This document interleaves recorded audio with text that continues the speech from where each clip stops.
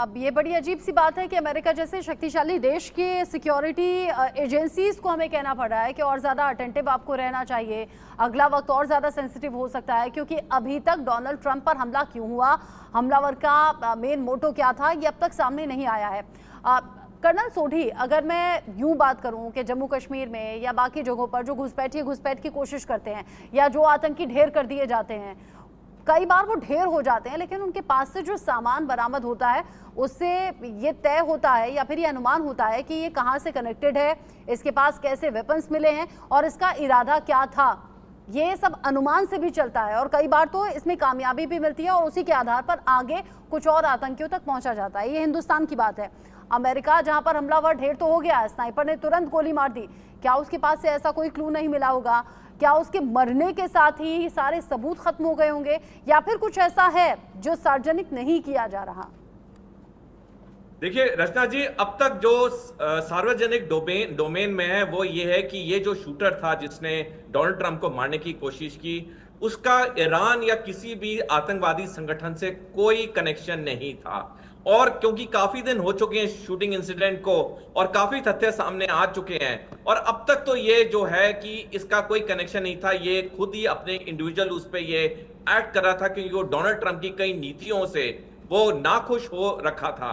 America में एक और प्रॉब्लम ये है कि वहां पे हथियार कॉमनली मिलते हैं, जैसे हम आलू प्याज जाके खरीद सकते हैं किराने की दुकान से, वैसे ही अमेरिकी नागरिक जाके वहां पे आलू प्याज की तरह हथियार खरीद सकता है। तो उससे क्या होता है, जो उनका आक्रोश होता है उनको एक स्रोत मिल जाता है कि वो आक्रोश को निकालने के लिए वो हथियार का इस्तेमाल करते हैं, जो कि भारत में करना मुश्किल है क्योंकि हमारे यहाँ आसानी से हथियार नहीं खरीद सकते हैं। तो अमेरिका की प्रॉब्लम एक तो पोलराइज सोसाइटी हो रखी है, दूसरी क्योंकि हथियार वहां पे आराम से मिलते हैं, तो कोई भी नागरिक जिसको लगता है कि मेरे साथ अन्याय हुआ है या दूसरा आदमी ठीक नहीं कर रहा है, वो हथियार उठाता है और उसको मारने की कोशिश करता है। और ये हम देख रहे हैं आए जो गन कल्चर है ये लगातार वहां सिस्टम को खोखला कर रहा है और उसका नतीजा हम वक्त वक्त पर देख भी रहे हैं। आप रहिए मेरे साथ में। अमेरिका में राष्ट्रपति चुनाव से जुड़ा ही एक और अपडेट है, हालांकि इसका जिक्र मैंने अभी किया था। अमेरिकी राष्ट्रपति चुनाव से जुड़ा ये बड़ा अपडेट, जहां पर राष्ट्रपति पद के उम्मीदवार के तौर पर कमला हैरिस के नाम की चर्चा पिछले कुछ दिन में हो रही थी, लेकिन अब इसका चूंकि औपचारिक ऐलान भी हो गया है और राष्ट्रपति पद के लिए कमला हैरिस उम्मीदवार के तौर पर आधिकारिक तौर पर फॉर्म पर हस्ताक्षर करती हुई नजर आई हैं, जिसकी तस्वीर उन्होंने खुद सोशल मीडिया पर शेयर की। आधिकारिक रूप से अब फॉर्म पर हस्ताक्षर करने के बाद वो राष्ट्रपति पद के लिए कैंडिडेट के तौर पर सामने आ गई हैं। डेमोक्रेटिक पार्टी की उम्मीदवार और प्रबल उम्मीदवार मानी जा रही हैं और वो सोशल मीडिया पर तस्वीर शेयर करते हुए लिखती हैं कि हर वोट के लिए मैं कड़ी मेहनत करूंगी और हर एक वोट मेरे लिए बहुत ज़्यादा कीमती है।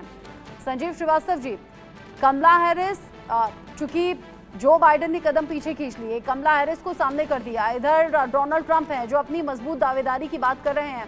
कमला हैरिस की दावेदारी को आप अपनी नजर से कितना मजबूत देखते हैं? जाहिर सी बात है भारतीय मूल के जो लोग होंगे वो तो सपोर्ट करेंगे, लेकिन बाकी क्या उस तरीके से सपोर्ट करेंगे?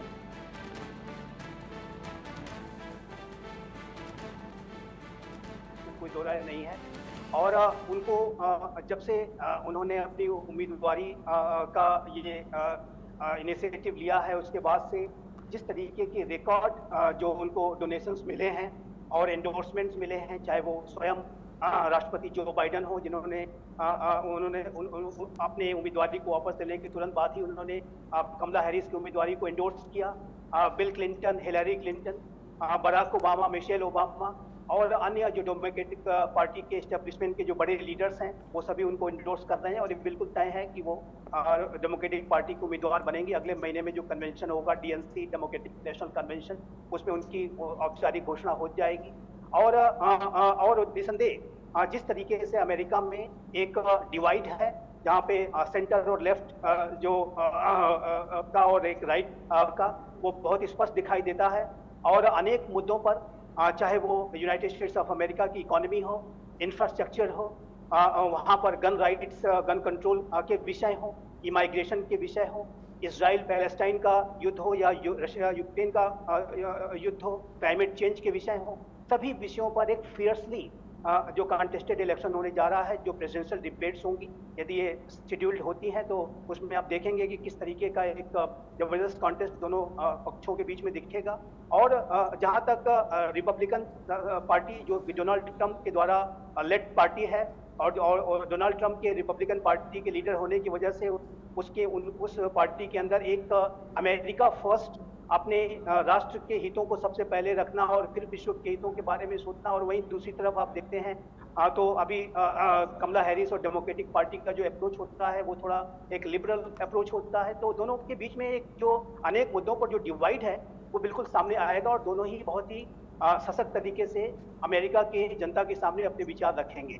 और मेरा ऐसा मानना है कि कमला हैरिस के उम्मीदवार बनने से डेमोक्रेटिक पार्टी के अंदर एक नया विश्वास पैदा हुआ है, नया आत्मविश्वास पैदा हुआ है, क्योंकि राष्ट्रपति बाइडेन एक मजबूत दावेदार के तौर पर मतलब आप देख रहे हैं। कर्नल सोढी, आप कैसे देखते हैं?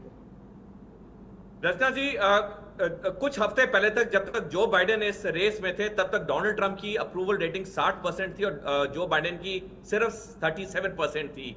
लेकिन जब से पिछले हफ्ते से कमला हैरिस ने अपनी दावेदारी डाली है तब से डोनाल्ड ट्रंप और कमला हैरिस दोनों की रेटिंग इक्वल हो चुकी है 50-50%। यानी कि कमला हैरिस डोनाल्ड ट्रंप को एक बहुत अच्छा एक टक्कर दे रही हैं। और जैसे ये समय बीत रहा है मेरे को लग रहा है कि कमला हैरिस का पलड़ा भारी होगा। मैं इसलिए नहीं कह रहा कि वो भारतीय मूल की हैं, क्योंकि इस वक्त डेमोक्रेट्स ने एक मुद्दा उठा लिया है अमेरिका के चुनाव में कि अगर डोनाल्ड ट्रंप सत्ता में आए तो अमेरिका का संविधान बदल देंगे।